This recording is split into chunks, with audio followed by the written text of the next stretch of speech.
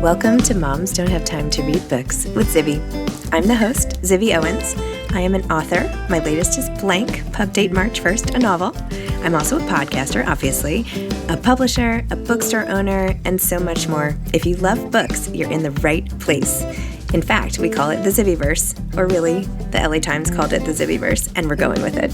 Go to zibbyowens.com to learn more and follow me on Instagram at zibbyowens. Elyssa Goodman is the author of Glitter and Concrete, A Cultural History of Drag in New York City. Elyssa is a writer and photographer specializing in arts and culture. Her work has been published in Vogue, T, the New York Times Style magazine, Vanity Fair, and others online and in print. Elyssa has also written about LGBTQ+ history and culture for Condé Nast's Them, where she was the site's drag herstory and queer women's history columnist. She has been a freelance writer for 19 years and in love with drag for 28 years since the age of 7. Welcome, Elyssa. Very excited to talk to you today about Glitter and Concrete, a cultural history of drag in New York City. Thank you. Thank you. I'm very glad to be here. I appreciate you having me. Of course. So the first time we met, you had invited me to your Miss Manhattan series. And I remember going down into the bottom of the bar or wherever you had it when we all were writing essays about our grandmothers or whatever. And you gave me like this opportunity to talk and speak and present an essay out loud, which I don't think I've like ever really done before, except at a summer program or whatever. And certainly not in New York City. So anyway, thank you for that. I just have to say. Oh, that's very kind. I had no idea that was your first time doing that. That's very sweet. And I'm glad you enjoyed yourself. Thank you. Well, thank you for thinking of me. This was 2018, 17, something. Anyway. Okay. So Glitter and Concrete. Why don't you tell listeners, why did you decide to write a history of drag in New York City? Sure. Well, the idea came to me after the passing of the very famous New York drag queen, Flawless Sabrina, and she passed away in November 2017. And I started to wonder, for a drag artist, she had been covered extensively, but that's still, for a drag artist, it's not the same attention that someone like Brad Pitt might get, certainly. And I didn't want her stories to disappear, and I didn't want anyone else's stories to disappear. And my wheels kind of started to turn, and then I realized that a book like this hadn't been written. And the drag that comes out of New York is extremely influential. And there are a lot of cities across the U.S. with really influential drag scenes as well. But New York has always been my muse. And this is the city where I live and I love, and I wanted to honor its past and to give an explanation of how we arrived at the cultural moment that drag occupies now. And what did you find that you were surprised about? Like, how much did you know going into it versus what came out of it? I mean, there's so much, right? There's so much history from Ronald Reagan to, you have like the wide swath of history in here. What were you expecting or hoping, and what did you find, and or did you just want to get it out on paper? And what surprises were there? That was like 50 questions. So you could just answer them the rest of the time. So I have a long-standing relationship with drag. Drag has been a part of my life for almost 30 years. I saw the film Tu Wong Fu, Thanks for Everything, Julie Newmar, when I was about 7 years old. And it's just kind of been a part of my life since then. My mother had a similar relationship to drag, where she wasn't 7, but I think she was working as an interior designer when she met a person who taught her how to do her makeup. And this person was a man named Frank Hill, and Frank was also an Anne Margaret impersonator. So it's, I write about this in the book too. It's very much like an apple tree situation.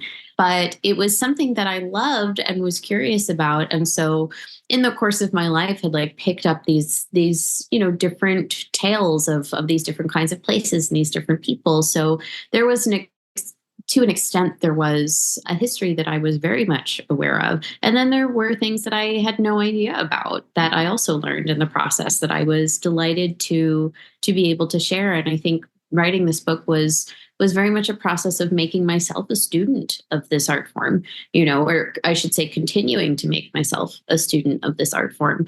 And one of the things that was so delightful to me to learn was drag has almost call it maybe like a Forrest Gump quality to it in terms of its relationship to not just New York history, and queer culture, but American history. And, something I say often now is drag history is New York history is American history, right?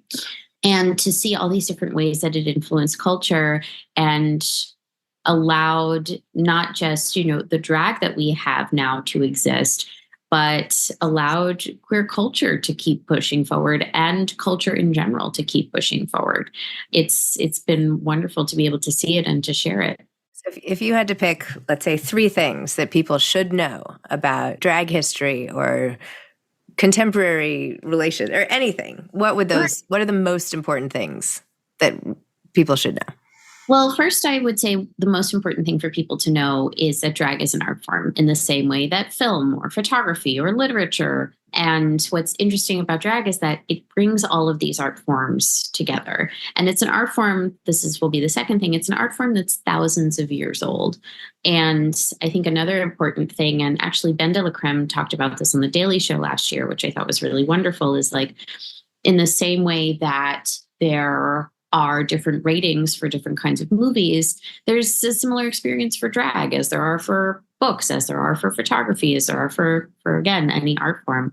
But I would say, the other important thing is that it's not, given all of those things, it's not an art form to be discounted, and it has this rich history that's worth knowing about in the same way that cinema history or literary history or any of the other genres of art that we talk about regularly are. So how did you become an author, historian, moderator of a speaking series? Like, tell me about where you came from and how you got here. I'm from South Florida originally, and I moved to New York in July 2010. So almost, I think it's now, oh my goodness, it's 13 and a half years. So she celebrated her bar mitzvah last July. And writing has been a part of my life. I think when I was in 4th grade and I had a teacher named Mrs. Ludwig, Susan Ludwig, who I'm still in touch with. And she said to my mother, she really has skill in this area. You should encourage her.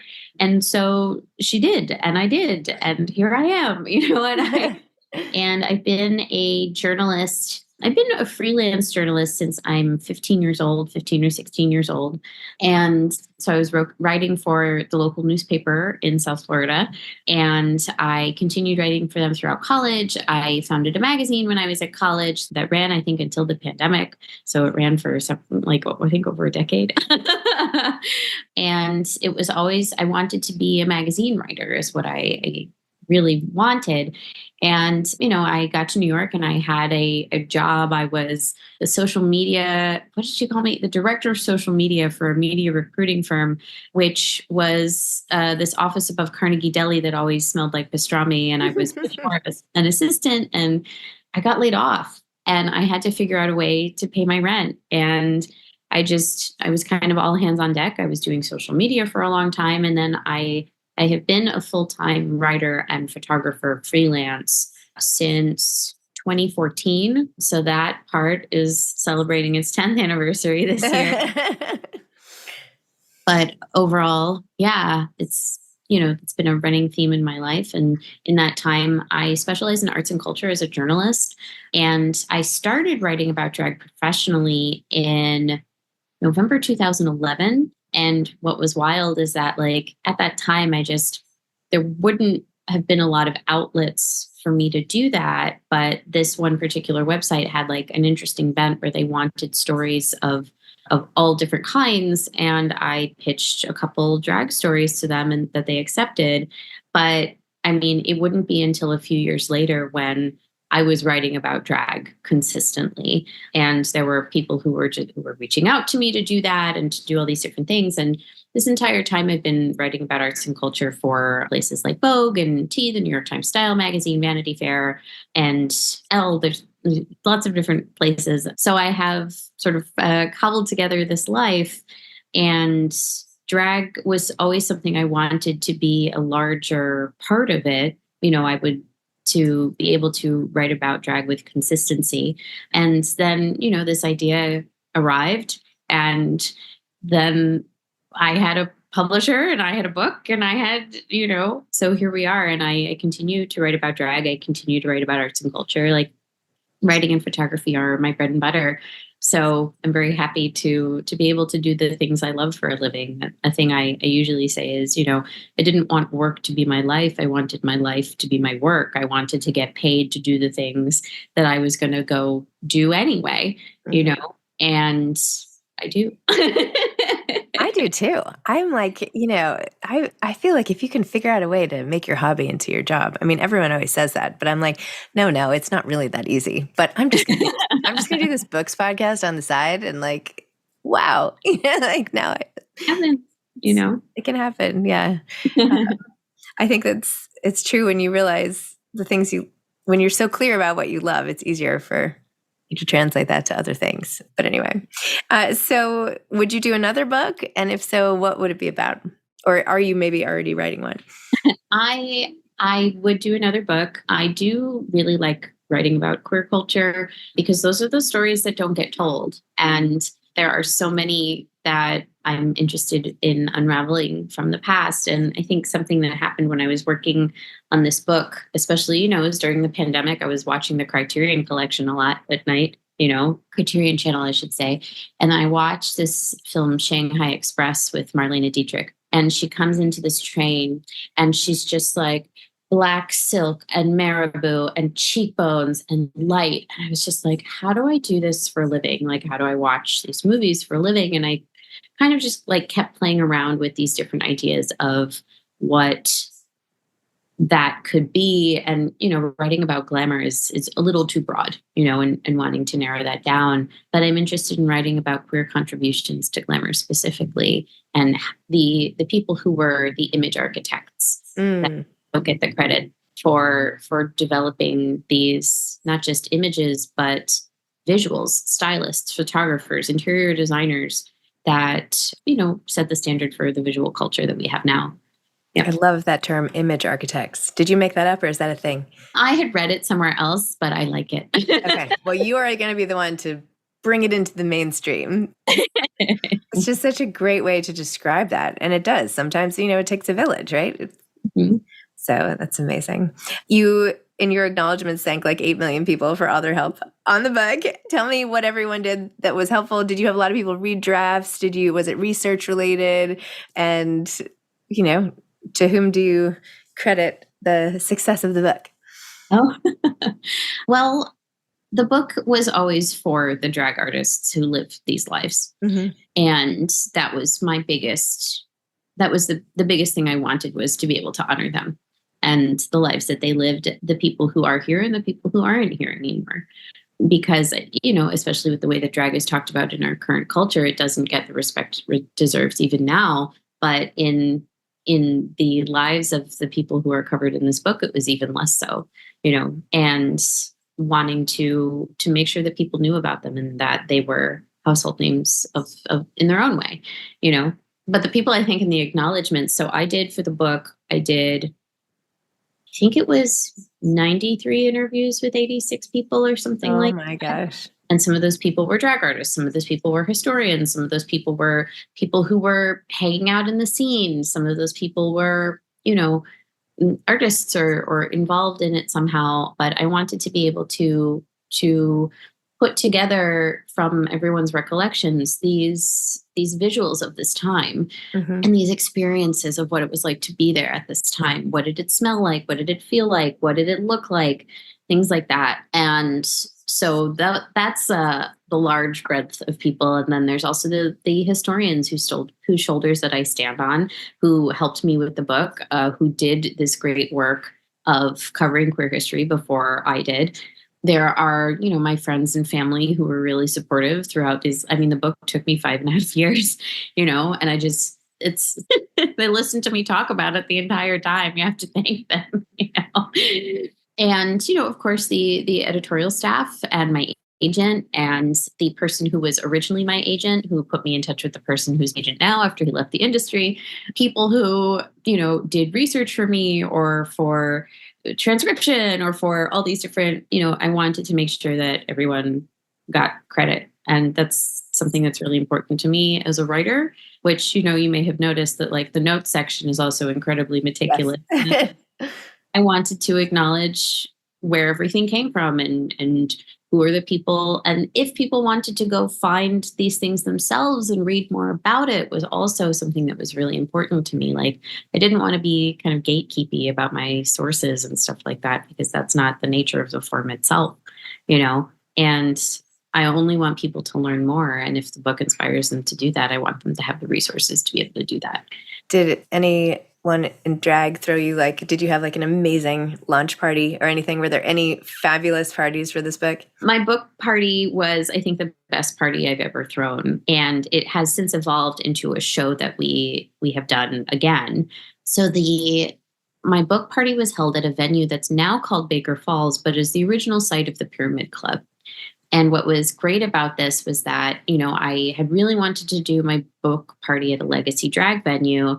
And I wanted it to be the Pyramid Club because I had been once or twice when it was open, but its spirit was something that I was always very much attached to.